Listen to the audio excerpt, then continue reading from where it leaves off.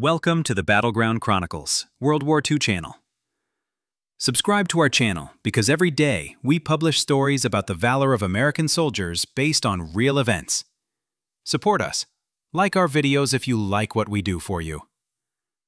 January 20th, 1945. The coldest winter in Europe in 50 years. Temperatures plummeted to minus 20 degrees Celsius, with biting winds that cut through layers of clothing like bayonets. The Alsatian plain stretched before the men of the 3rd Infantry Division, a deceptively peaceful landscape of flat, snow-covered fields. The white expanse held deadly secrets beneath its pristine surface.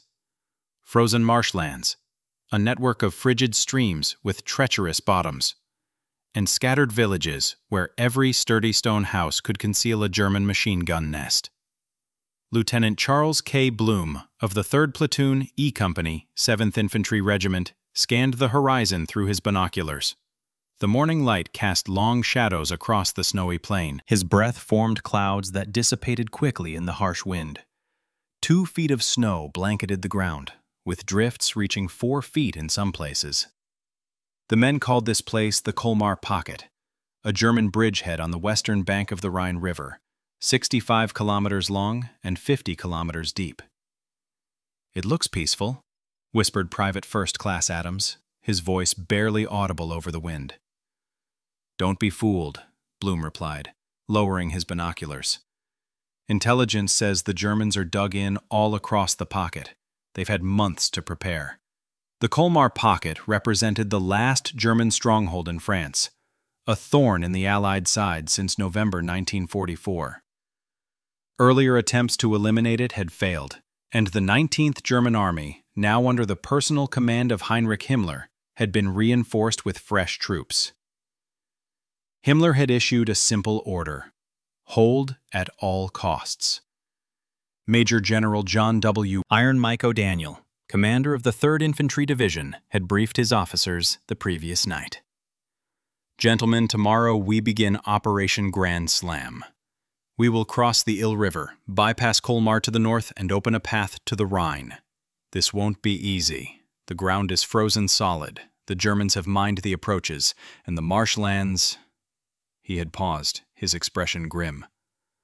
"The marshlands will be our greatest challenge." Now, as dawn broke over the Alsatian plain, the men of the 3rd Division prepared for battle. They checked their weapons, adjusted their packs, and stamped their feet to maintain circulation. Many had wrapped cloth around their boots for extra insulation, but frostbite remained a constant threat. Some wore white sheets as improvised camouflage against the snow. Lieutenant Blum knew the statistics. The division had been in continuous combat for 5 months, ever since landing in southern France in August 1944. They had fought their way up the Rhone Valley, across the Vosges Mountains, and to the Rhine. Many of the original men were gone, killed, wounded, or incapacitated by trench foot, frostbite, or combat fatigue. Replacements had arrived, young men with minimal training thrust into the most brutal fighting of the war. And now they faced perhaps their greatest challenge: the Colmar Pocket. As the first artillery shells began to fall, marking the beginning of the operation, Blum thought about what lay ahead. Not just the German troops, but the environment itself. The frozen marshes that could swallow men whole. The treacherous streams that could trap vehicles. The bitter cold that could kill as effectively as any bullet. This was to be no ordinary battle. This was to be a fight against an entrenched enemy in a frozen hell. The 3rd Division's attack was part of a larger Allied offensive to eliminate the Colmar Pocket. From the north, French 2nd Corps under Major General Joseph de Goislard de Montsaber would attack, including the U.S. 3rd Infantry Division. From the south, French 1st Corps under General Émile Bethwart would push northward. The plan was to create a pincer movement, trapping the German 19th Army and pushing it back across the Rhine. The northern attack began on January 22, 1945, on the first anniversary of the division's landings at Anzio. O'Daniel had devised a plan known as Operation Grandslam, in which each American infantry regiment would attack successively. The 7th Infantry Regiment would go first, piercing German lines on the Ill River between Colmar and Ostheim, continuing east for several miles, then turning south. The 30th and 15th Regiments would follow. As the men of E Company, 7th Infantry Regiment, approached the Ill River near Ostheim, they moved in single file, keeping close to the tree line for cover. The snow had stopped falling, but the wind remained bitter, carrying ice crystals that stung any exposed skin. The temperature hovered around 14 degrees Fahrenheit. Fox Company's hit resistance at the river crossing, the radio operator whispered to Lieutenant Blum. Blum nodded, his expression unchanged. He had expected this. Intelligence reports indicated that the Germans had positioned their 708th Volksgrenadier Division in this sector, with elements of Grenadier Regiment 728 directly in their path. "Keep moving," he ordered his men. "Stay low." The flat, open terrain offered little cover. Beyond the tree line lay a vast white expanse, punctuated only by the occasional fence post or abandoned farm equipment. The men moved like ghosts, their white-covered helmets and improvised snow capes blending with the landscape. The first mortar shells fell about 50 yards ahead, sending up plumes of snow and dirt.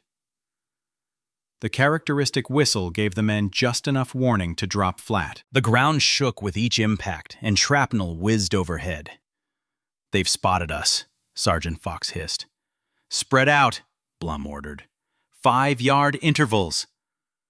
The platoon dispersed, each man keeping low, using what little depressions in the ground they could find for cover. The mortars continued to fall, walking closer to their position with each salvo. Private Spaeth, the platoon's BAR man, pointed toward a cluster of trees about 100 yards to their front. "Movement," he whispered. Blum raised his binoculars.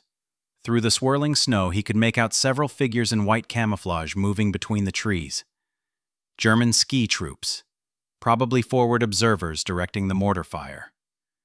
"Spaeth, Hubs," Blum called quietly. "See if you can discourage our friends over there." The two men crawled forward, using a slight rise in the ground for cover. Spaeth set up his Browning automatic rifle, while Hubs readied ammunition. The heavy weapon opened fire with a distinctive staccato roar, sending 30 caliber rounds toward the German position. The effect was immediate. The German figures scattered, diving for cover. But the mortar fire intensified, now zeroing in on Spaeth's position. "Move!" Blum shouted as he saw the incoming rounds. "Move now!" Spaeth and Hubs abandoned the BAR and scrambled backward just as the mortar rounds hit their former position, sending up a geyser of snow, dirt, and splintered tree branches.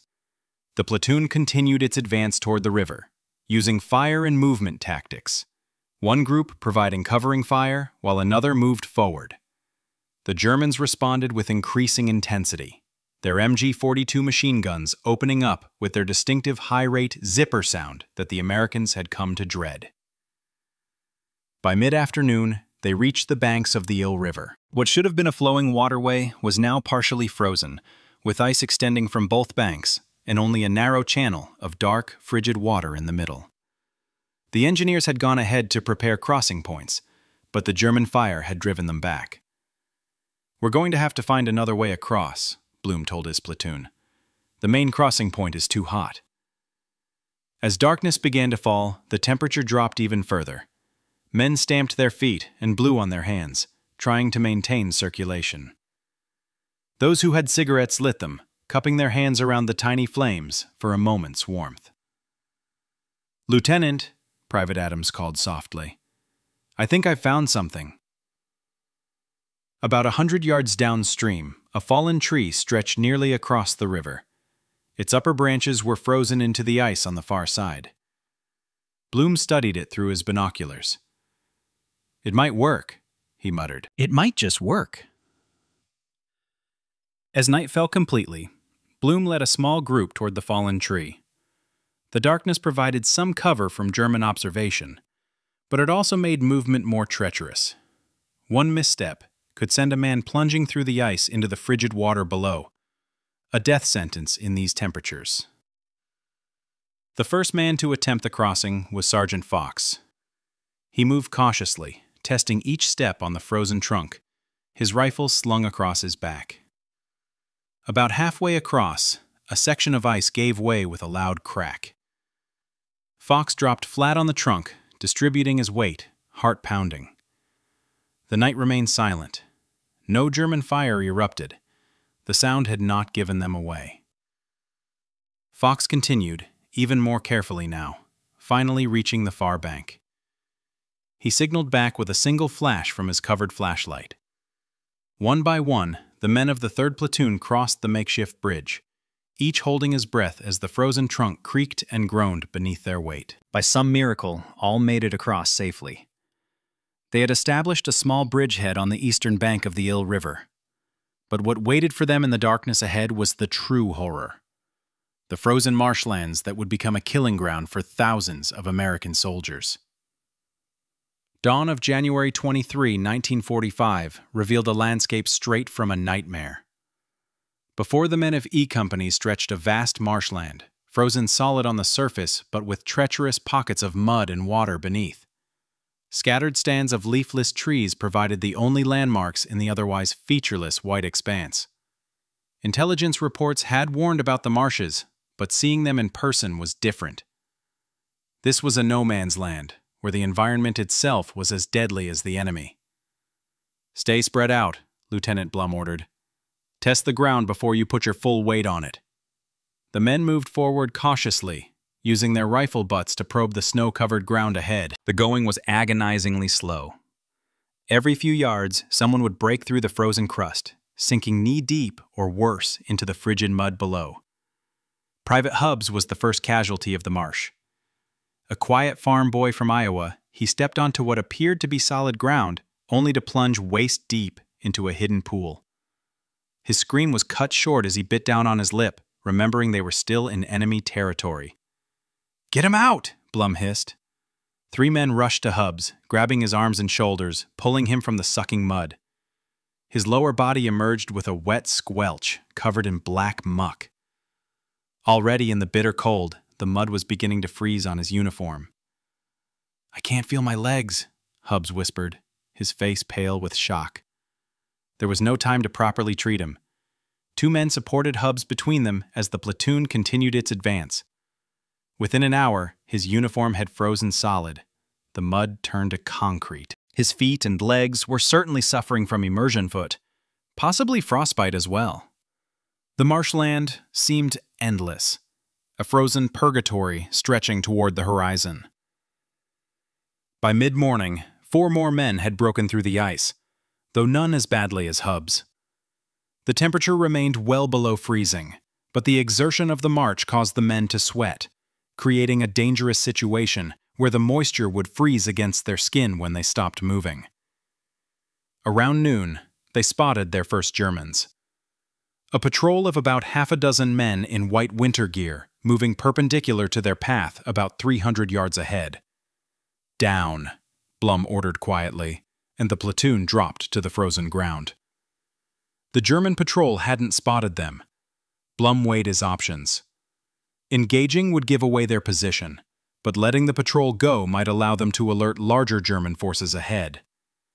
"Spaeth, set up the BAR," he decided. "We'll take them out fast and clean." Spaeth crawled forward with his automatic rifle, setting up behind a small rise in the otherwise flat terrain. He sighted in on the lead German, waited for Blum's signal, then squeezed the trigger. The BAR's report shattered the winter silence. 2 Germans fell immediately. The others dropped to the ground, returning fire blindly toward the American position. "Keep their heads down," Blum ordered as he waved several men forward to flank the German patrol. The firefight was brief but intense. Within minutes, all the German soldiers lay motionless on the snow, which was stained crimson around their fallen bodies. "Check them for intelligence," Blum ordered. "Papers, maps, anything." As several men moved cautiously toward the German bodies, a new sound cut through the air. The distinctive whistle of incoming artillery. "Incoming!" someone shouted, and the platoon scattered, seeking whatever minimal cover the flat marshland offered. The first shells landed about 50 yards away, throwing up fountains of mud, ice, and snow. The next salvo came closer. The German artillery had them bracketed. "Move! Move!" Blum shouted above the explosions. "They've got our range!" The men scrambled across the frozen marsh, abandoning any attempt at careful testing of the ground. Several broke through the ice, but the immediate threat of the artillery forced them to tear free and continue running, leaving behind boots and equipment stuck in the freezing mud. Private Adams wasn't so lucky. He plunged through the ice up to his chest, his scream of surprise turning to one of agony as the freezing water and mud enveloped his body. Two men stopped to help him, grabbing his arms, trying to pull him free. A shell landed nearby, spraying them with debris. When the smoke cleared, all three were motionless, half submerged in the broken ice. The platoon found temporary shelter in a shallow depression, barely enough to provide cover from the direct fire, but better than nothing. The artillery continued to fall around them, seemingly random now that the Germans had lost sight of their exact position. Sergeant Fox crawled to Blum's side. "We've lost 5 men," he reported, his voice tight. "Adams, Miller, and Rodriguez are dead. Hubbs can't walk, and Pearson took shrapnel in the leg." Blum nodded grimly. "We need to keep moving. This position isn't tenable." As if to emphasize his point, a shell landed at the edge of their makeshift shelter, showering them with frozen dirt and ice. They waited for a brief lull in the barrage, then moved out, half carrying the wounded. The marshlands stretched before them, a white hell that promised only more suffering. And somewhere ahead lay their objective, the network of German defenses that had to be cleared if Operation Grandslam was to succeed. The real horror was just beginning. By nightfall on January 23rd, the remnants of 3rd Platoon had linked up with other elements of E Company near a small copse of trees that provided some minimal shelter from both the biting wind and enemy observation. The day's fighting had been brutal. Of the 36 men who had started the operation, only 29 remained combat effective. The night brought no respite from the cold. The temperature dropped even further, reaching -25 degrees Celsius, according to the small thermometer carried by the company medic. Men huddled together for warmth, rotating positions so that no one remained on the outside of the group for too long. Those on watch stamped their feet and swung their arms, fighting against the deadly torpor that preceded freezing to death. Lieutenant Blum made his way around the perimeter, checking on his men, offering encouragement where he could. The faces that looked back at him were haggard, eyes sunken with exhaustion, cheeks and noses raw from frostbite. "How's Hubbs?" he asked the medic, a young man named Ramirez, who had joined the division just after the Vosges campaign. Ramirez shook his head. "Not good, sir. Severe immersion foot in both legs. The tissue is starting to necrotize. He needs evacuation." Blum nodded grimly. Evacuation through the marshland they had just traversed would be nearly impossible, especially at night. Hubbs would have to hold on until they secured a more stable position. "Do what you can for him," Blum ordered.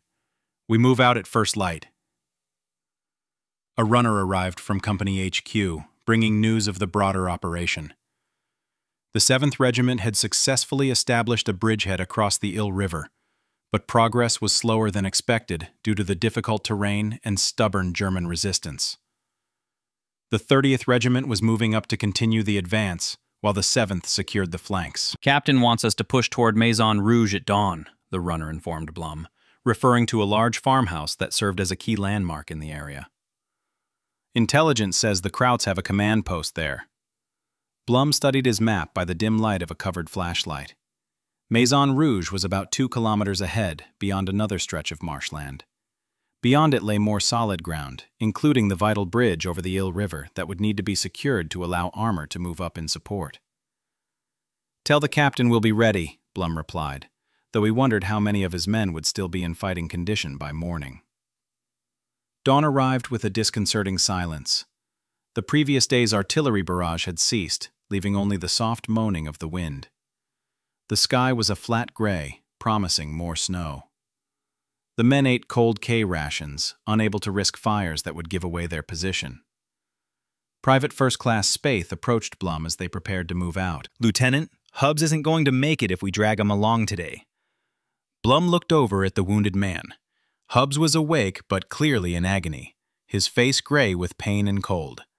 The tissue damage to his legs had worsened overnight. "We can't leave him," Blum said firmly. "No, sir," Spaeth agreed. "But I think we need to make a stretcher. Some of the guys found branches that might work." Blum nodded. "Do it. We'll take turns carrying him." Using rifle slings, belts, and strips cut from a spare blanket, the men fashioned a crude stretcher. It would make their advance more difficult, but no one suggested leaving Hubbs behind. The platoon moved out as the gray dawn gave way to full light. The landscape ahead was similar to what they had traversed the day before, flat, frozen marshland stretching toward the horizon. But now they could see more distinctive features. A line of trees marking a stream, the dark shapes of abandoned farm equipment half buried in snow, and in the far distance, the outline of what had to be Maison Rouge. They had advanced perhaps 500 yards when the first shots rang out. Muzzle flashes sparked from a stand of trees to their right flank. Men dropped to the ground, seeking what little cover the frozen terrain offered. "MG-42!" Sergeant Fox shouted, identifying the German machine gun by its distinctive high rate of fire. Blum crawled forward to where Fox had taken cover behind a small rise. "Can you see their position?" Fox pointed toward the trees. "There, about 100 yards into that copse. They've got at least one machine gun and probably infantry support." The German fire was keeping the platoon pinned down in the open. It was only a matter of time before they started taking casualties. "We need to flank them," Blum decided. "Fox, take 5 men and circle around to the left. I'll take another 5 and go right. The rest provide covering fire on my signal." The maneuver was dangerous, especially over the open ground, but they had no choice. Blum gathered his team, Spaeth with the BAR and 4 riflemen. They would use a shallow drainage ditch for cover as they moved to the right. "On 3, Blum told Sergeant Davis, who would coordinate the covering fire. 1, 2, 3. The remaining men opened fire on the German position, their rifles and 1 light machine gun creating a wall of suppressive fire. Blum and his team sprinted for the drainage ditch, diving into its meager cover as German bullets kicked up ice and dirt around them. The ditch was barely deep enough to provide concealment, let alone cover. The men crawled on their bellies, the frozen mud scraping against their uniforms. The temperature had risen slightly, just enough for the top layer of soil to become slick mud that clung to everything it touched. After about 100 yards of agonizing progress, they reached a position that gave them a view of the German flank. Through his binoculars, Blum could see the machine gun nest, a well-prepared position with overhead cover, manned by 3 German soldiers. Around them, perhaps a dozen infantry provided security. "Spaeth, can you hit it from here?" Blum whispered. The BAR man studied the target, estimating range and wind. "I can try, Lieutenant, but 1 burst and they'll know exactly where we are." "Make it count then," Blum ordered. "Everyone else, pick your targets among the infantry. Fire on Spaeth's first burst." Spaeth steadied the Browning automatic rifle on the lip of the ditch, sighting in on the machine gun crew. He took a deep breath, exhaled halfway, then squeezed the trigger. The bar bucked against his shoulder as it sent a burst of 30 caliber rounds downrange. Through his sights, Spaeth saw 2 of the machine gunners fall. The third ducked behind their position's protective shield. The rest of Blum's team opened fire on the German infantry, who were momentarily confused by the attack from an unexpected direction. 3 fell immediately, while the others scrambled for better cover. From the left flank, Fox and his team opened up as well, creating a deadly crossfire. Caught in the open between 2 American positions, the Germans had few options. "Cease fire!" Blum ordered as he saw white cloths being waved from the German position. "Cease fire!" Gradually, the firing died down. 8 Germans emerged from cover, hands raised. The others lay motionless on the blood-stained snow.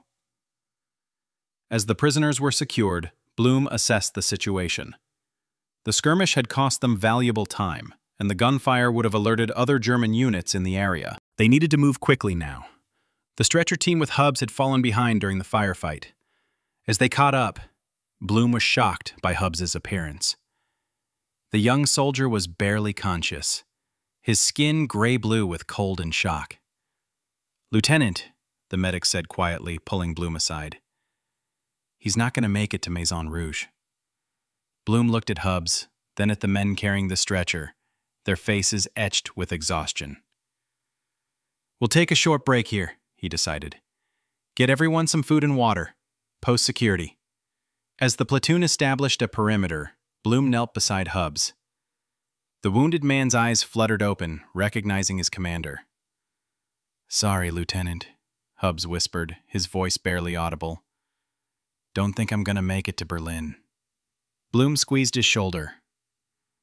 "Save your strength, soldier. We'll get you to the aid station." But both men knew it was a lie. Hubs died 20 minutes later, without another word. The frozen ground made burial impossible. The best they could do was wrap his body in his blanket and mark the location for graves registration to find later. With heavy hearts, the depleted platoon continued its advance toward Maison Rouge, where German resistance was reported to be intensifying. The day was not yet half over, and already the horror of the Colmar Pocket had claimed more lives. Maison Rouge, the Red House, loomed before them as the short winter day began to wane. What had once been a prosperous farmhouse was now a fortress. The sturdy stone walls had been reinforced with sandbags, and the windows were narrow firing slits. Around the main structure, a network of trenches and fighting positions created a defensive perimeter. Lieutenant Blum observed the German strongpoint from the cover of a drainage ditch about 400 yards away. Through his binoculars, he could make out movement, sentries patrolling the perimeter, the occasional flash of light as someone opened a door. "What do you think, Lieutenant?" Sergeant Fox asked quietly, lying beside him in the frozen mud. "It's a tough nut," Blum admitted. "Too well defended for a frontal assault, with what we have left." After the morning's skirmish and the grueling march through the marshes, the platoon was down to 24 effective fighting men. "Captain's on the radio, sir," the radio man called softly from a few yards back. Blum crawled backward to the radio position, taking the handset. "Blum here." "Lieutenant, what's your situation?" Captain Marshall's voice crackled through the static. "We're about 400 yards southwest of Maison Rouge," Blum reported. "The objective is heavily fortified. I count at least a platoon-strength defense, possibly company strength. They've got clear fields of fire in all directions." "Understood," Marshall replied. "Hold your position. The 30th Regiment is moving up on your right flank. We're coordinating a joint assault for 0600 tomorrow." "Sir, we're exposed here," Blum said, looking at the flat terrain around them. "The drainage ditch provides minimal cover. If they spot us before dawn—" "Find better cover if you can," Marshall cut in. "But don't engage unless absolutely necessary. We need to hit them with everything we've got in the morning." "Yes, sir," Blum acknowledged. "Any word on artillery support?" "Affirmative. Pre-assault bombardment begins at 0545. Make sure your men are under cover." The radio connection ended, leaving Blum to consider their options. The drainage ditch they currently occupied ran roughly parallel to the German position, gradually deepening as it approached a small stream about 200 yards to their left. Near the stream, a cluster of abandoned farm equipment, a tractor, a plow, and some unidentifiable machinery offered the possibility of better cover. "Fox," Blum called softly. "We're going to reposition near that equipment by the stream. The ditch deepens there, and the machinery will give us some additional cover. The move would be dangerous, requiring the entire platoon to crawl along the ditch for 200 yards, remaining undetected by German sentries. But staying in their current position overnight, with minimal cover and dropping temperatures, was potentially more dangerous." "Move in fire team elements," Blum ordered. 5 minutes between moves. Absolute silence. The relocation took nearly 2 hours in the fading light. Each fire team, 4 to 5 men, crawled painfully along the ditch, their movements excruciatingly slow to avoid detection. By the time the last team arrived at the new position, Full darkness had fallen, and the temperature had dropped precipitously. The new position was marginally better. The drainage ditch widened and deepened near the stream, providing enough space for men to sit up without exposing themselves. The abandoned farm equipment created a small windbreak. Most importantly, they had a clear view of Maison Rouge while remaining less visible themselves. As the men settled in for the night, Blum established a watch rotation. Each man would stand watch for 1 hour, then get 3 hours of rest. It was the best he could do with their limited numbers. No fires, he reminded them unnecessarily. No smoking. Eat your K-rations cold. The night seemed endless. The temperature continued to drop until the thermometer showed -30 degrees Celsius. Men huddled together, sharing blankets, fighting against the deadly cold. Those on watch struggled to stay alert, knowing that falling asleep meant certain death, either from the cold or from failing to detect a German patrol. Around midnight, Private First Class Wilson, on watch, urgently whispered, "Movement, 2 o'clock." Blum crawled to Wilson's position, following his pointing finger. Through his binoculars, he could make out dark shapes moving across the snow. A German patrol of perhaps 8 to 10 men, sweeping the area between Maison Rouge and the American position. "Wake everyone," Blum ordered quietly. "Combat positions." The men stirred, instantly alert despite their exhaustion. Weapons were readied, safeties clicked off as quietly as possible. The German patrol continued its sweep, moving methodically back and forth in a search pattern. They were now about 200 yards away and closing. "They must have spotted our tracks," Fox whispered. Blum nodded grimly. Despite their care, 24 men moving to a new position had inevitably left some sign in the snow and mud. "Hold fire unless they spot us," he ordered. "They might pass by." Minutes stretched into what felt like hours as the German patrol drew closer.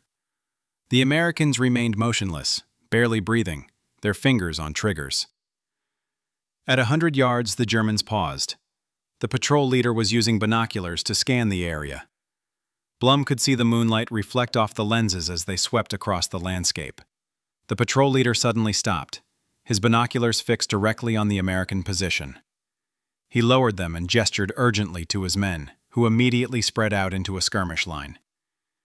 "They've made us," Blum said. "Spaeth, take the center. Everyone else pick your targets. Fire on my command." The BAR man moved his weapon into position, sighting on the German patrol leader. The rest of the platoon aimed at the spreading German skirmish line. Blum waited until the Germans were about 75 yards away, close enough to ensure accurate fire in the darkness. "Fire!" The night erupted with muzzle flashes and the crack of rifle fire. The German patrol, caught in the open, took heavy casualties in the first volley.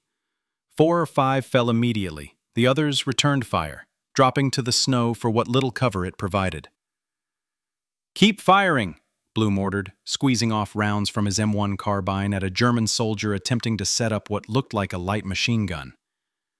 The firefight was brief but intense. Within 2 minutes, the German patrol had been neutralized, with all members either killed, wounded, or in full retreat toward Maison Rouge. But the damage was done. The element of surprise was lost. Flares shot up from Maison Rouge, illuminating the battlefield with harsh white light. Machine gun fire began to rake the American position, bullets thudding into the frozen earth of the drainage ditch and ricocheting off the abandoned farm equipment. "Down! Everyone down!" Blum shouted above the din. German mortars joined the barrage, dropping 81mm shells in a pattern designed to bracket the American position. The first rounds landed about 50 yards behind them, the next salvo 20 yards ahead. "They're walking it in!" Fox yelled. "They've got our range!" The next salvo landed directly on their position. The explosion was deafening, sending dirt, ice, and shrapnel in all directions. Men screamed in pain as fragments tore through flesh. "Medic!" someone shouted, but the platoon medic, Private Ramirez, had taken a direct hit and lay motionless, his body torn apart by the mortar round. The barrage continued for what seemed like an eternity, but was probably only 15 minutes. When it finally lifted, the devastation was apparent. Of the 24 men who had been combat effective at nightfall, only 16 remained unwounded. 3 were dead, 5 severely wounded. "Status report," Blum called, moving among his men, checking injuries. Fox, bleeding from a shrapnel wound in his shoulder but still functional, gave the grim assessment. "Wilson, Torres, and Ramirez are KIA. Johnson has a stomach wound, probably won't make it. Parker and Thompson both lost legs. Davis took shrapnel in the face. He's blind. Green has multiple fragment wounds, but might be able to move with help." Blum processed this information with the detached professionalism that combat had instilled in him. "Patch up who you can. We need to move before they send another patrol to finish us off." "Move where, Lieutenant?" Fox asked, gesturing at the flat, exposed terrain around them. "We're sitting ducks out here." Blum studied the battlefield. To retreat meant crossing the same treacherous marshland they had struggled through earlier. To advance meant facing the heavily fortified Maison Rouge with depleted forces. Neither option was good. "The stream," he decided finally. "We'll follow it eastward. There's more cover along the banks, and it might lead us to a better position." As the able-bodied men began to prepare the wounded for movement, Blum used the radio to report their situation. The news was equally grim from other sectors. The 7th Regiment was facing stiff resistance all along the line. The coordinated assault planned for the morning was now in jeopardy. "Hold your position if possible, Lieutenant," the battalion commander ordered. "The 30th is still moving up. They should reach your sector by dawn." "Sir, we've taken heavy casualties," Blum explained. "Our position is compromised. We need to relocate or risk being wiped out." There was a long pause before the commander responded. "Understood. Use your best judgment, Lieutenant, but stay within supporting distance of Maison Rouge if possible. That position has to fall if we're going to advance." The connection ended, leaving Blum with the weight of command. He looked at his depleted platoon, the dead laid out in a row, the wounded being tended by those still capable, the exhausted faces of the survivors. "We move in 10 minutes, he announced. "Bring only essential equipment. We'll follow the stream east until we find better cover, then reassess." As the men prepared to move out, Blum knelt beside Private Johnson, who had taken shrapnel in the abdomen. The young soldier was conscious, but clearly dying, his breathing shallow, his skin waxy pale in the moonlight. "Lieutenant," Johnson whispered, "tell my mother." "You'll tell her yourself, soldier," Blum interrupted, though they both knew it was a lie. Johnson managed a weak smile. "Always the optimist." "Sir." His eyes closed and his breathing became more labored. Blum stayed with him until the end, which came just minutes later. Another name for the growing list of casualties in the frozen marshes of the Colmar Pocket. By the time the platoon began its desperate nighttime movement along the stream, their effective fighting strength had been reduced to 14 men. The horror of the marshlands continued to exact its toll. Dawn of January 24 found the remnants of 3rd Platoon in a marginally better position. They had followed the stream eastward for about a kilometer, eventually finding a small collection of farm outbuildings, a shed, a barn, and what might have been a tool house, abandoned and partially destroyed by earlier fighting. The structures provided some cover from both enemy observation and the bitter cold. Blum had established a defensive perimeter, positioning his remaining men to cover all approaches. The most severely wounded, Davis with his blinded eyes and Green with multiple shrapnel wounds, were placed in the central barn, which offered the most protection from the elements. The 3 dead had been left behind, their positions marked for later recovery by Graves' registration. "Lieutenant," Sergeant Fox approached, his wounded shoulder now properly bandaged. "I've got the radio working again. Battalion is asking for our status." Blum took the handset. "Blum here. Lieutenant, what's your situation?" The Battalion S3 operations officer's voice crackled through. "We've relocated to a farm complex approximately 1 kilometer east of our previous position," Blum reported. 14 effectives, 2 wounded. We had to leave our KIAs. Understood, the S3 replied. We've got reports of heavy German armor moving in your sector. Tiger tanks, possibly Panthers. They're reinforcing Maison Rouge. Blum's heart sank. They had nothing that could effectively combat German heavy tanks. Their bazooka team had been among the casualties the previous night. What about our armor support? He asked. Delayed. The bridge at La Maison Rouge is the only one capable of supporting tanks, and the Germans still hold it. The 30th Regiment is making progress from the north, but they're encountering the same difficult terrain you did. Orders, sir? There was a pause before the S3 responded. Hold your position if possible. Observe and report German movements. The assault on Maison Rouge has been delayed until 1200 hours to allow the 30th to get into position. Yes, sir, Blum acknowledged, though he wondered if his depleted platoon could hold against a determined German attack, especially one supported by armor. As he signed off, Fox pointed toward the west.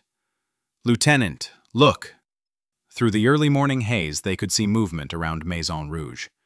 Even without binoculars, the distinctive silhouettes of German tanks were visible, at least 3 of the massive Tigers, and several smaller vehicles, probably half-tracks, carrying infantry. They're forming up for a counterattack, Blum observed grimly. Probably trying to push back before our main assault. He assessed their position. The farm complex offered better cover than the drainage ditch had, but it would not withstand a direct assault by armor and infantry. They needed to either withdraw further or find a way to channel the German attack away from their position. Fox, get everyone ready to move, Blum ordered. We can't stay here if those tanks come our way. As Fox began organizing the men, Blum studied his map, looking for alternatives. The terrain to their north was more of the same treacherous marshland. To the south lay the Ill River, which they had already crossed once. To the east, his attention was drawn to a feature marked on the map as Bois de Riedveer, the Riedveer Woods. It was about 2 kilometers east of their current position, a substantial forest that would provide much better cover than the exposed farmland. We'll head for the Riedveer Woods, Blum decided, showing Fox the map. If we can reach it before the German counterattack develops, we'll have better defensive positions, and might be able to observe enemy movements without being detected. The platoon moved out quickly, carrying their 2 wounded comrades on improvised stretchers. The morning light was still dim, and low-hanging fog provided some concealment as they crossed the open ground between the farm complex and the distant tree line of the Riedveer Woods. They had covered perhaps half the distance when the distinct sound of tank engines grew louder behind them. Blum turned to see the German armor column advancing from Maison Rouge, moving directly toward their former position at the farm buildings. Move faster, he urged his men. They haven't spotted us yet. The platoon increased its pace as much as possible given the difficult terrain and the burden of the wounded. The edge of the Riedveer Woods seemed tantalizingly close, yet impossibly far. The sound of the first tank shell made them all instinctively drop to the ground. The projectile whistled overhead, impacting among the farm buildings they had recently abandoned. More shells followed, systematically destroying the structures. They're not firing at us, Fox realized. They're just clearing the buildings in case they're occupied. Blum nodded. Let's keep moving while they're focused there. Once they're done, they'll advance this way. The platoon continued its desperate dash for the woods. Behind them, the German armor began to move forward, having reduced the farm complex to rubble. The tanks spread out into an assault formation, advancing methodically across the open ground. They'll spot us soon, Blum muttered, watching the tanks through his binoculars. There's no way they miss 16 men in the open. As if on cue, one of the German tank commanders must have noticed movement. The lead Tiger's main gun traversed, pointing directly at the American platoon. Scatter! Blum shouted. Everyone scatter! The men dropped their equipment and dispersed, running in different directions to make targeting more difficult. The 2 men carrying Davis abandoned the stretcher, one man throwing the wounded soldier over his shoulder in a fireman's carry. Green, the other wounded man, was similarly carried. The Tiger fired, Its 88mm shell impacted the ground where the platoon had been clustered moments before, sending dirt and snow skyward. Machine gun fire began to rake the area, bullets kicking up ice chips all around the fleeing Americans. Blum ran in a zigzag pattern, making himself a harder target. He glanced back to see the German armor continuing its advance, now clearly pursuing the scattered platoon. They were still about 400 yards from the relative safety of the WWII woods. Private Spaeth, the BAR man, suddenly dropped to one knee and set up his automatic rifle. It was a futile gesture. The Browning's .30 caliber rounds would barely scratch the paint on a tiger's armor, but it spoke volumes about the young soldier's courage. "Spaeth, no!" Blum shouted, but it was too late. The BAR opened fire, its distinctive staccato roar cutting through the din of the advancing tanks. Spaeth aimed not at the tanks themselves, but at the German infantry following behind, sheltering in the behemoth's shadow. The effect was immediate. Several German infantrymen fell, the others sought cover behind their armored support. One of the Tigers traversed its machine gun toward Spaeth's position. Blum watched in horror as the tank's machine gun tore into the ground around Spaeth. The BAR man held his position for several more seconds, continuing to fire at the German infantry, before a burst caught him directly. Spaeth's body jerked violently, then collapsed. There was no time to mourn. Blum continued running toward the woods, now only 300 yards away. Around him, the surviving members of his platoon were doing the same. Some carrying the wounded, others providing covering fire when possible. The German tanks, slowed by the need to navigate the partially frozen marshland, continued their methodical advance. Their main guns fired occasionally, the massive 88mm shells creating geysers of mud and ice when they impacted. More dangerous was their machine gun fire, which swept the open ground with deadly accuracy. 2 more Americans fell before the platoon reached the tree line. Private Cooper, hit multiple times in the back by machine gun fire, and Corporal Hayes, who stepped on what must have been an anti-personnel mine hidden beneath the snow, his leg blown off at the knee. The survivors finally reached the WWII woods, plunging into its relative safety, the thick trees providing cover from both direct fire and observation. They didn't stop at the edge, but continued deeper into the forest, putting as much distance as possible between themselves and the pursuing Germans. After about 500 yards, Blum called a halt. The men collapsed, gasping for breath, their faces streaked with sweat despite the freezing temperatures. "Sound off," Blum ordered, needing to know how many remained. The roll call revealed the grim truth.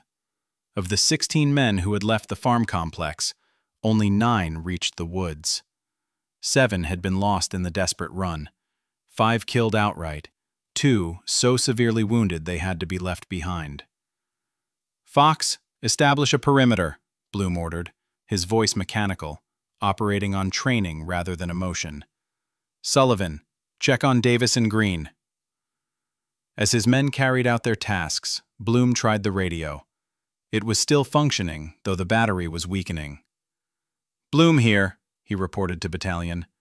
"We've reached the WWII woods. Heavy German armor counterattack from Maison Rouge. At least 3 Tigers, plus infantry support. They're advancing eastward across the marshland." "Roger that, Lieutenant," the S3 responded. "Good information. The 30th is encountering similar resistance to the north.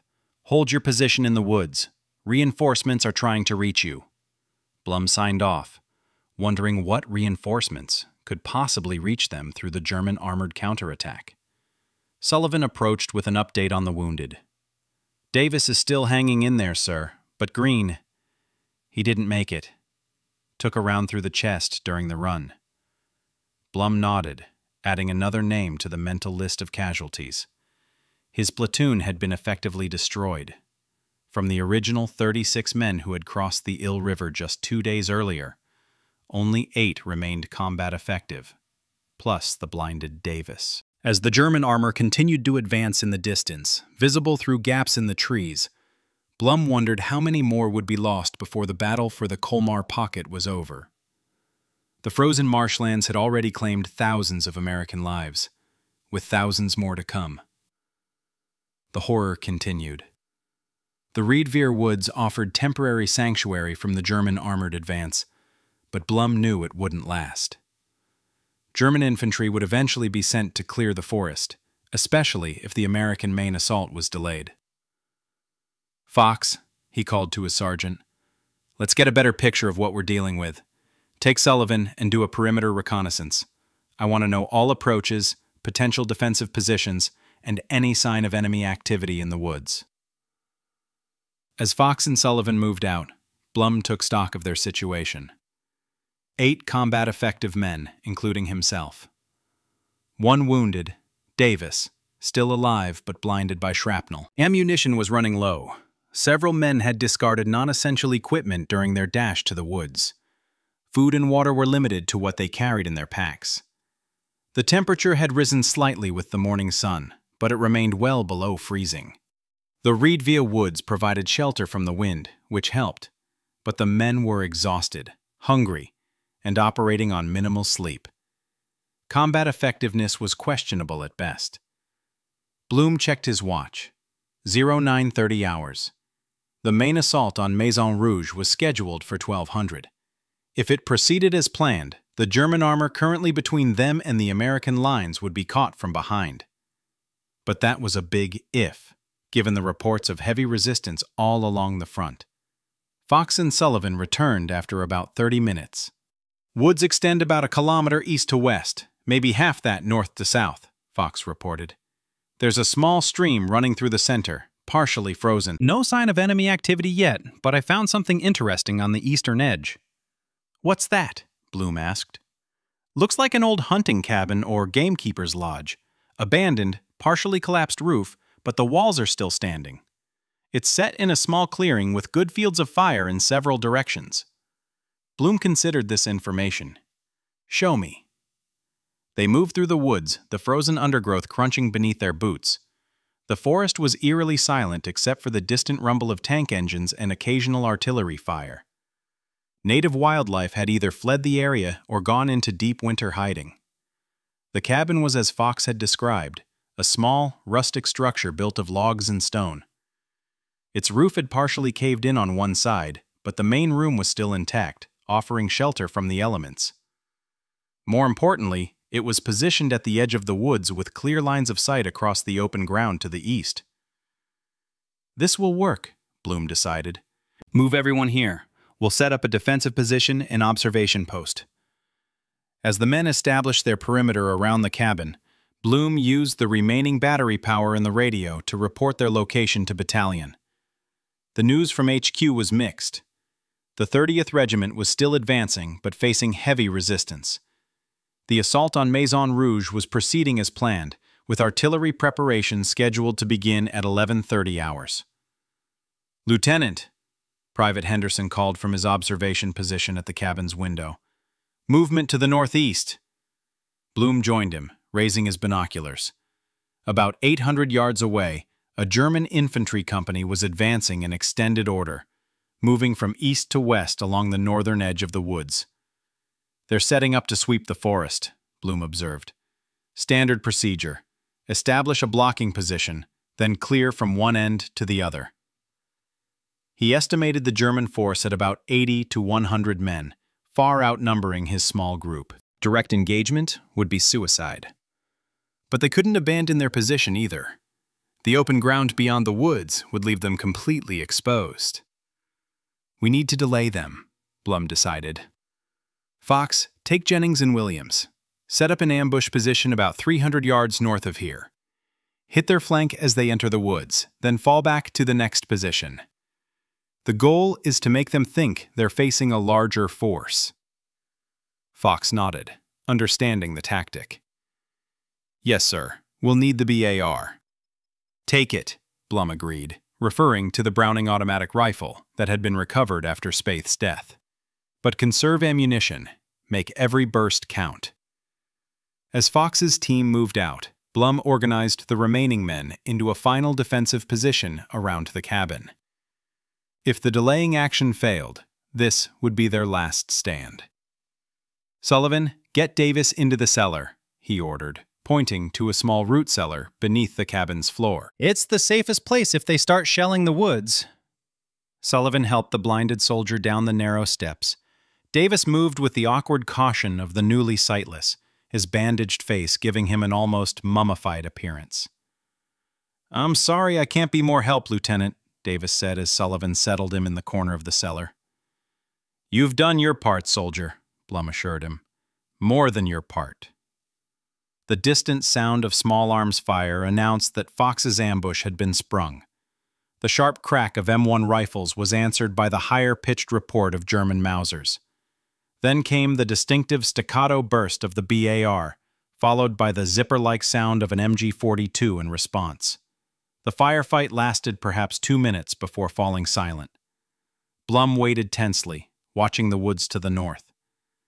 Had Fox's team been wiped out, or had they successfully disengaged as ordered? 5 minutes later, Fox appeared among the trees, moving quickly toward the cabin. Behind him came Williams, supporting Jennings, who appeared to be wounded in the leg. "Germans are advancing cautiously now," Fox reported as they reached the cabin. "We got maybe 8 or 10 of them before they brought up the MG. Jennings caught one in the thigh as we were pulling back." Blum helped get Jennings inside, where Sullivan began treating the wound, a clean through and through that had missed the bone and major arteries. "They'll be more alert now," Blum told the men, "but they'll also move more slowly, checking for additional ambushes. That buys us some time." The question was, time for what? Their position remained precarious. Even with the German advance slowed, it was only a matter of time before they were discovered. They couldn't retreat across the open ground to the east, and the Germans were now between them and the American lines to the west. The radio crackled to life, startling them with its sudden noise. "All units, this is Easy 6. Artillery preparation beginning. Repeat. Artillery preparation beginning. Take cover." Moments later, they heard the distant thunder of American artillery firing from positions behind the Ill River. The shells arced overhead, their passage marked by a peculiar rushing sound, before impacting near Maison Rouge. The barrage was underway. "Everyone into the cellar," Blum ordered. "The Germans might call in counter-battery fire." The small root cellar was cramped with 7 men inside. Blum, Fox, Sullivan, Henderson, Williams, the wounded Jennings, and the blinded Davis. Only Taylor remained outside, serving as lookout with instructions to join them at the first sign of incoming artillery. The American barrage continued for about 20 minutes, hundreds of shells raining down on the German positions around Maison Rouge. When it finally lifted, a new sound replaced it: the deep rumble of tank engines. "Taylor, report!" Blum called up from the cellar. "American armor, Lieutenant!" Taylor shouted back, his voice excited. "Sherman tanks, at least a dozen, advancing from the west. They've broken through." The men in the cellar cheered, a release of tension that had been building for days. Blum climbed up to see for himself.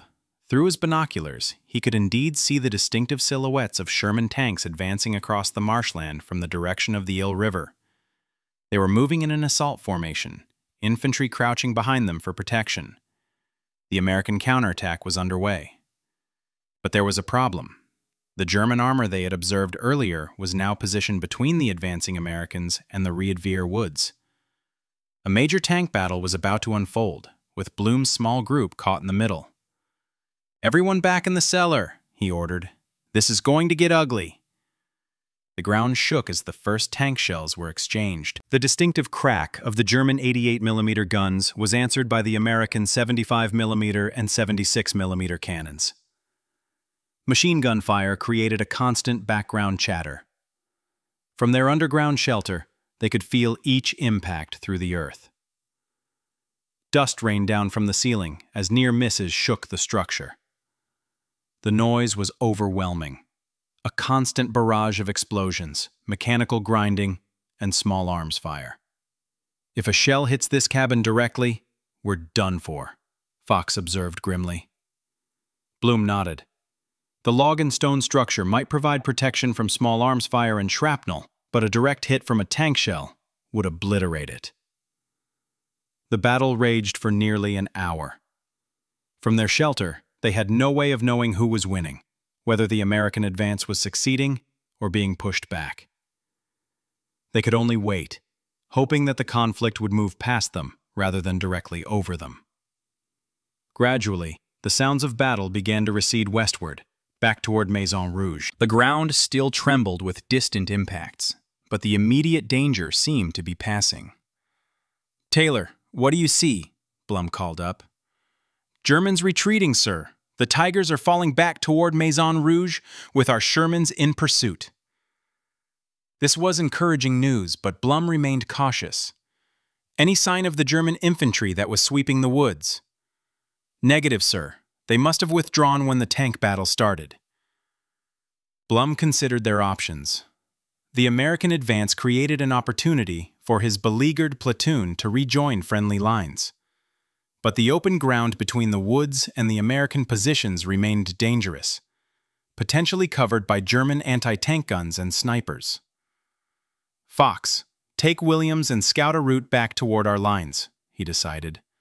"Look for covered approaches, areas screened from observation. We'll move the wounded as soon as you find a safe path."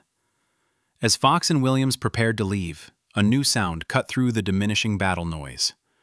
The distinctive whop, whop, whop of rotor blades. A small observation helicopter, one of the few in use in the European theater, appeared over the trees to the west. "American!" Taylor shouted, recognizing the markings. "It's one of ours!" The helicopter circled once, its pilot apparently spotting the small group of soldiers around the cabin. It descended into the clearing, touching down about 50 yards from their position. A figure jumped out, crouching beneath the still-turning rotor blades, and ran toward the cabin. It was a medic, identifiable by the Red Cross brassard on his arm. "Lieutenant Blum?" the medic shouted as he reached them. "3rd Platoon, E Company?" "That's us," Blum confirmed, surprised to be specifically sought out. "Battalion sent me to find you," the medic explained. "They lost radio contact and feared you'd been overrun.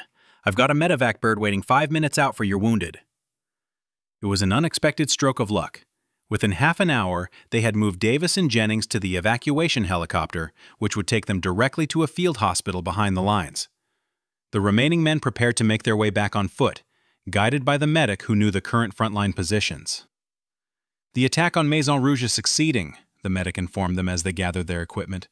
"The Germans are pulling back, but they're extracting a heavy toll. The marshlands are a killing ground." Blum looked at the 6 men who remained of his platoon: Fox, Sullivan, Henderson, Williams, Taylor, and himself. 6 out of 36 who had started the operation just 2 days earlier. "Let's move out," he ordered. "This battle isn't over yet." As they left the relative safety of the Riedveer woods, moving westward toward the American lines, they passed scenes of utter devastation. The frozen marshland was now a graveyard of men and machines. Burning German and American tanks dotted the landscape. Bodies lay where they had fallen, already stiffening in the bitter cold. Medical teams worked frantically to evacuate the wounded, while graves registration personnel began the grim task of collecting the dead. The horror of the Colmar Pocket continued to unfold, claiming its toll in blood and suffering. For the men of 3rd Platoon, the nightmare was nearly over. For thousands of others, it had just begun. By the evening of January 24th, the remnants of 3rd Platoon had been reunited with E Company at a forward command post approximately 1 kilometer west of Maison Rouge. The farmhouse fortress, which had been their original objective, was now in American hands, though at a terrible cost. The open ground around it was littered with the burned-out hulks of tanks and the bodies of fallen soldiers from both sides. Captain Marshall greeted Blum with visible relief. "Good to see you, Lieutenant. When we lost radio contact, we feared the worst." "It was close, sir," Blum admitted, accepting the hot coffee that was offered. It was the first hot beverage he had tasted in 3 days, and it burned gloriously down his throat. "We lost a lot of good men out there," Marshall nodded grimly. "The whole division did. This pocket is turning into one of the costliest battles of the campaign." He spread a map on the table before them, indicating the current positions. The 30th Regiment has secured the northern approach to Colmar. We're moving south and east, pushing the Germans back toward the Rhine. But they're fighting for every inch. Blum studied the map, noting the progress made during the day's fighting. The American forces had penetrated about 5 kilometers into the Colmar Pocket, but there were still nearly 20 kilometers to go before reaching the Rhine. "What about the southern attack?" he asked, referring to the French First Corps that was supposed to be pushing northward. "Slower progress there," Marshall replied. "The French are facing the same issues with terrain and weather that we are. They've taken Ensisheim but are still several kilometers south of Colmar itself." The captain moved to another map, this one showing a larger view of the Alsace region. "The good news is that the German Operation Nordwind to the north has been contained. They tried to recapture Strasbourg but failed. That's allowed 6th Army Group to focus more resources on reducing this pocket." A runner approached, handing Marshall a message. The captain read it, his expression darkening. "The 15th Regiment has encountered heavy resistance near Riedveer village," he announced. "They're reporting concentrated armor and artillery. Division is committing more forces to break through." Blum thought about the woods where his platoon had taken shelter and the cabin that had provided their last refuge. Riedveer village was just beyond the eastern edge of those woods. Had they remained there, they would now be caught in the middle of another major engagement. "What are our orders, sir?" he asked. Marshall hesitated before responding. "E Company is being pulled into reserve, Lieutenant. We've taken nearly 60% casualties in the last 2 days. They're consolidating the remnants of several companies into one functional unit." It was not unexpected news.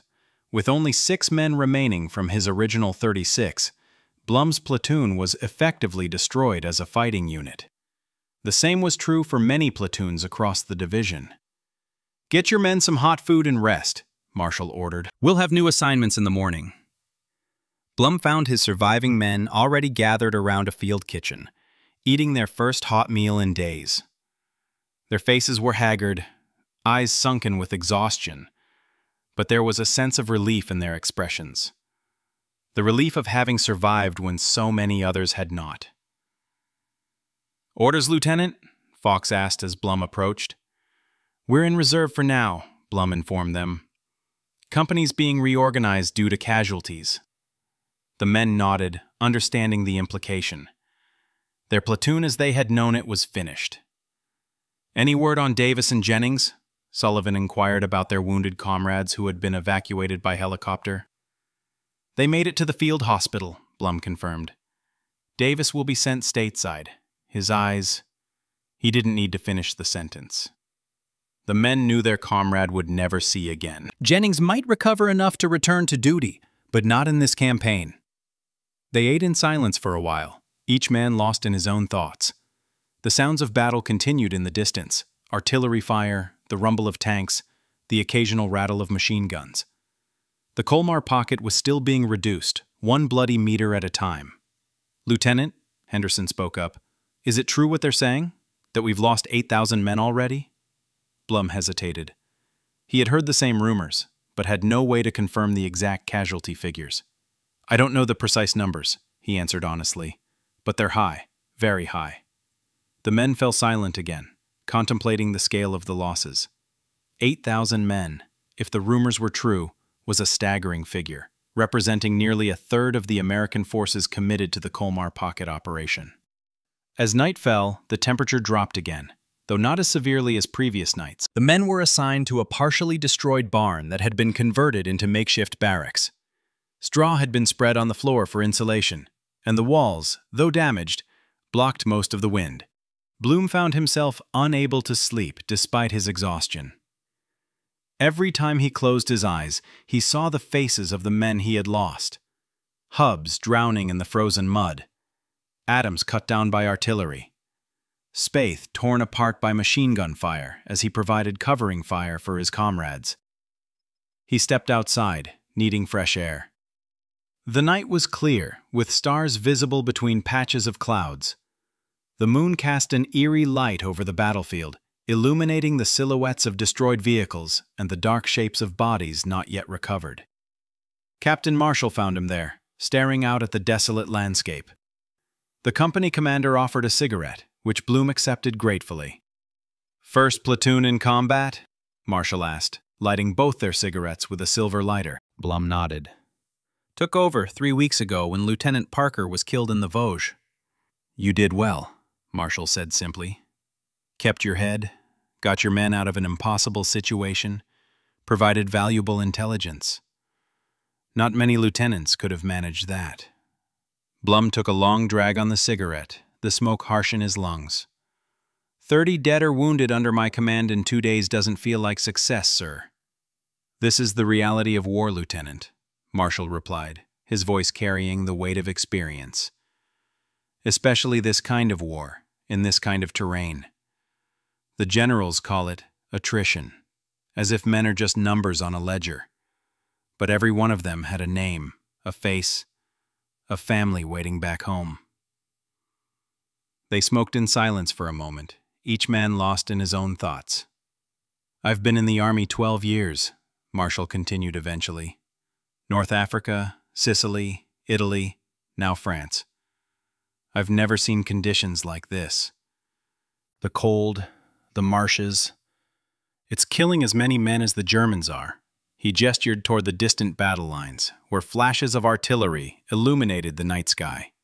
"The brass is calling it Operation Grandslam, like it's some kind of card game. To the men in those marshes, it's just hell, pure hell." Blum thought about the frozen mud that had claimed hubs, the exposed ground they had crossed under fire, the bitter cold that sapped strength and will. "The ground is frozen so hard we couldn't even bury our dead," he said quietly. "We had to leave them there, in the open." Marshall nodded grimly. "Graves registration is overwhelmed. They're bringing in bulldozers to dig mass graves once the ground thaws enough. For now," he let the sentence hang unfinished. "For now, the dead remained where they fell, frozen in their final poses, a grim testament to the cost of the Colmar Pocket." "Get some rest, Lieutenant," Marshall said finally, dropping his cigarette and crushing it under his boot. "Tomorrow will bring its own challenges." Blum returned to the barn, finding his men already asleep, huddled together for warmth. He lay down on the straw, pulled his blanket over him, and closed his eyes.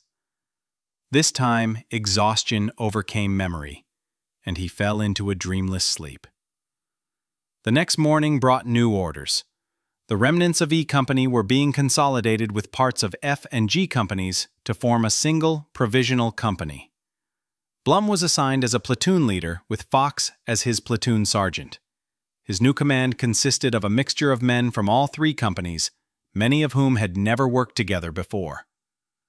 "We're moving up to support the 15th Regiment near Riedveer," Captain Marshall informed his officers during a brief morning meeting. "They've encountered heavy resistance and need reinforcement. We move out in 1 hour." The provisional company assembled, a patchwork force of about 100 men where 3 full companies should have stood. Many wore bandages from minor wounds that hadn't warranted evacuation. All showed the signs of exhaustion and exposure. Hollow eyes, chapped faces, the persistent cough of men who had spent too long in the bitter cold. They moved out as ordered, marching eastward along a narrow road that had been cleared by engineers. On either side stretched the frozen marshland, still bearing the scars of recent fighting. Here and there, the twisted wreckage of vehicles protruded from the snow and ice. Bodies lay where they had fallen, some already being covered by fresh snowfall. Nature's impromptu burial. As they approached the front lines, the sound of battle grew louder. Artillery boomed in the distance, and the distinctive chatter of machine guns marked the forward positions.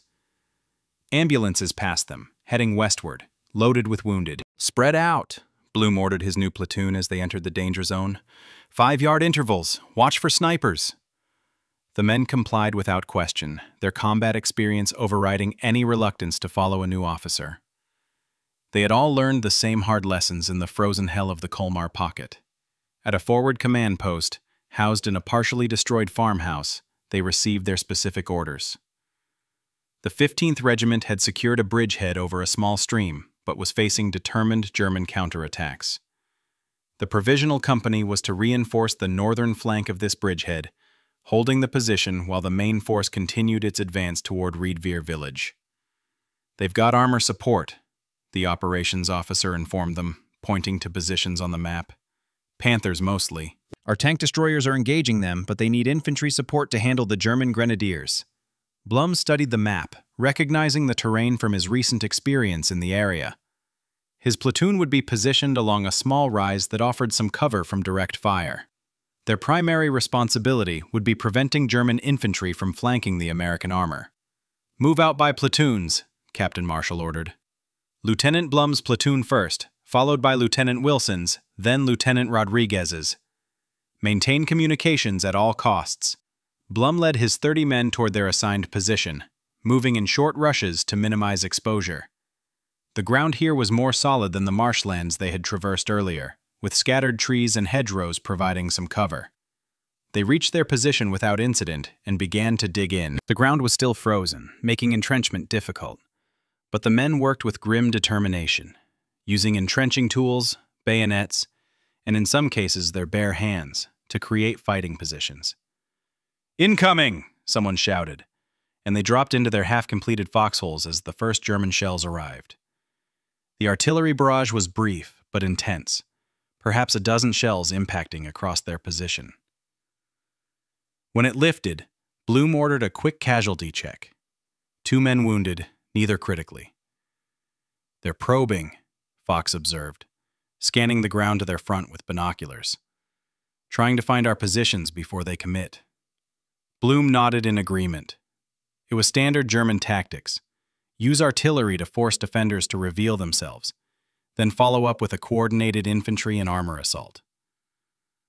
"Pass the word," he ordered. "No firing until they're within 200 yards. Make every shot count." The men checked their weapons one final time, ensuring magazines were full and firing mechanisms clean. They had learned through bitter experience that weapons failure in these conditions could mean death. The German attack developed as expected. First came another artillery barrage, more precisely targeted this time. Then, through the smoke and dust, they saw the 1st German infantry advancing in extended order, using every bit of cover available. "Hold fire," Blum reminded his men as the Germans closed the distance. "Wait for my command." Behind the infantry, the distinctive angular shapes of Panther tanks appeared, moving slowly to provide support without outpacing their foot soldiers. The Germans were now 300 yards away, moving cautiously, expecting resistance. 250 yards, 225. "Fire!" Blum ordered, and the American position erupted with the crack of M1 rifles, the chatter of BARs, and the deeper thumping of machine guns. The leading German infantry were cut down in the first volley, falling in the snow like marionettes with cut strings. The others dropped to the ground, seeking whatever cover they could find, returning fire from prone positions. The Panther tanks accelerated, their main guns traversing to engage the American positions. Their first shells overshot, impacting behind Blum's platoon, but they quickly adjusted their aim. "Anti-tank team up!" Blum shouted, and 2 men scrambled forward with a bazooka, setting up behind a fallen tree trunk.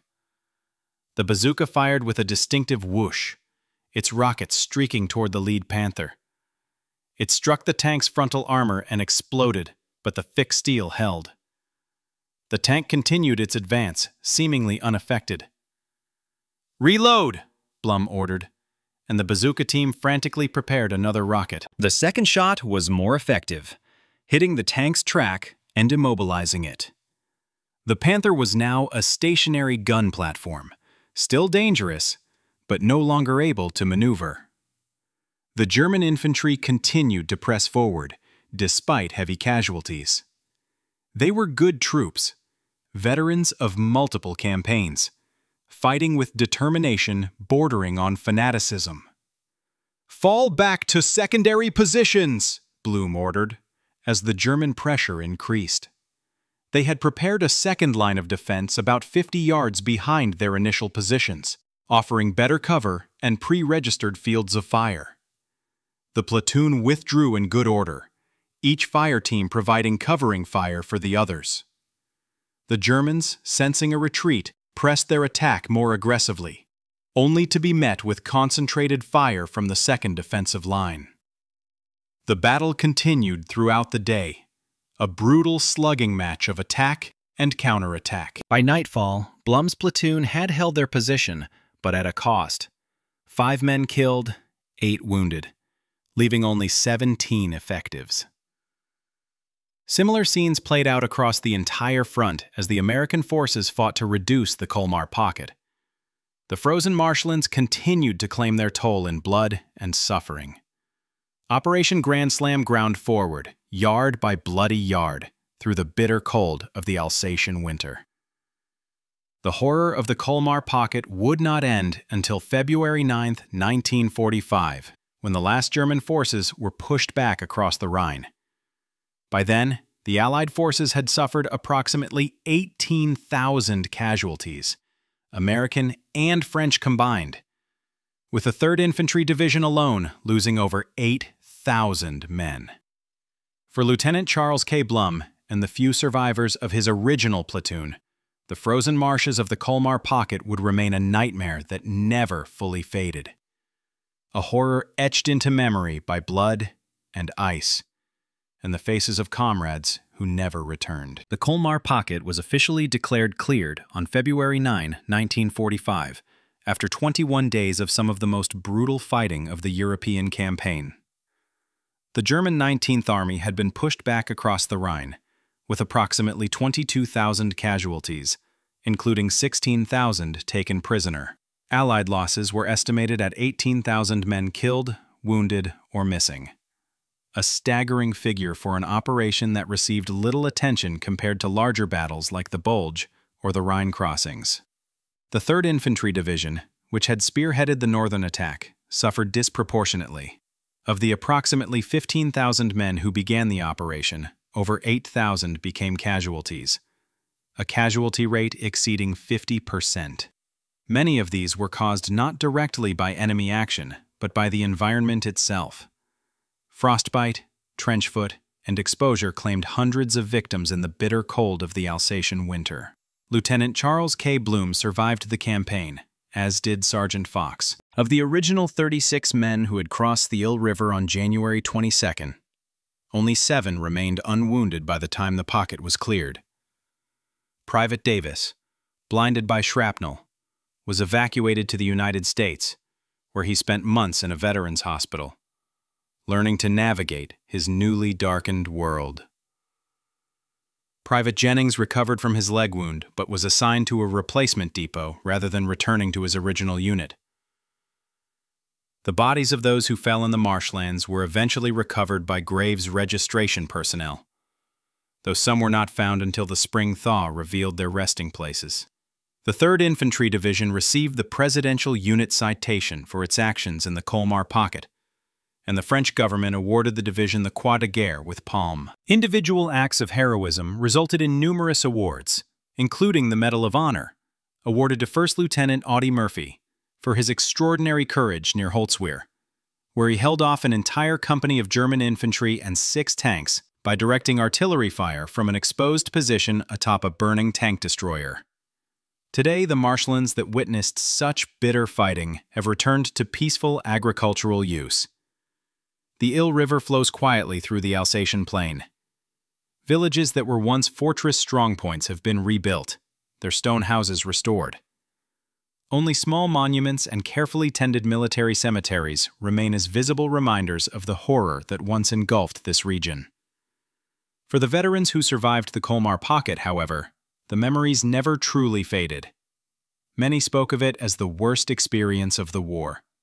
Worse than the beaches of Anzio, worse than the mountains of Italy, worse even than the Ardennes forest. The combination of bitter cold, treacherous terrain, and determined enemy resistance created conditions that tested human endurance to its absolute limits. In his post-war memoir, Lieutenant Blum wrote, "The frozen marshes of Alsace taught me the true meaning of horror. It wasn't the enemy bullets or shells, though those were terrible enough.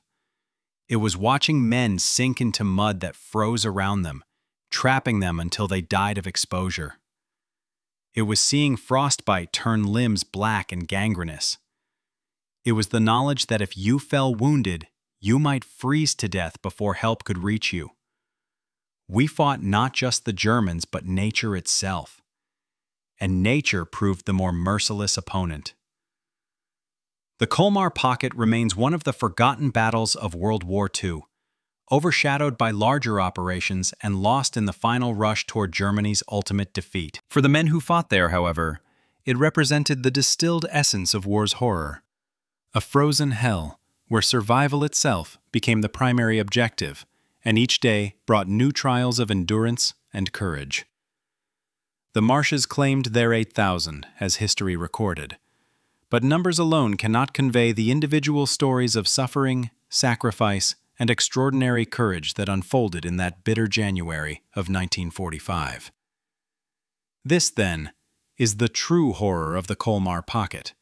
Not that so many died, but that each death represented a unique human tragedy, a life cut short in the frozen mud of Alsace. The survivors carried those memories with them, a burden as heavy as any they bore through the marshlands. And in their nightmares, the frozen marshes of the Colmar Pocket claimed them again and again, an endless winter of blood and ice. Thank you for listening. If you are also proud of the bravery of our soldiers, subscribe to our channel so you don't miss out on new historical stories.